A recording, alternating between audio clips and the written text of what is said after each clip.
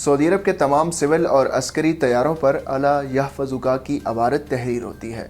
اس عبارت تحریر کرنے کے پیچھے کہانی کیا ہے اور اس کا سلسلہ کب سے شروع ہوا، آج ہم آپ کو اس ویڈیو میں بتائیں گے۔ سعودی عرب کے سول اور عسکری طیاروں پر اللہ آپ کی حفاظت فرمائے کی عبارت تحریر کرنے کا آغاز سال 1998 میں شاہ عبداللہ بن عبدالعزیز کے عہد حکومت میں ہوا تھا۔ شاہ عبدالعزیز اکیڈمی کی جانب سے سعودی عرب کے طیاروں پر اللہ یحفظک یعنی اللہ آپ کی حفاظت فرمائے کی عبارت درج کیے جانے کی تاریخی حقیقت بیان کی گئی ہے۔ دستاویزات کے مطابق 1998 میں جب شاہ عبداللہ بن عبدالعزیز ولی عہد تھے، اس وقت سعودی عرب کو F-15S فائٹر کی آخری کھیپ موصول ہوئی۔ F-15 جہازوں کی آخری کھیپ مشرقی ریجن میں شاہ عبدالعزیز ایئر بیس پر پہنچی۔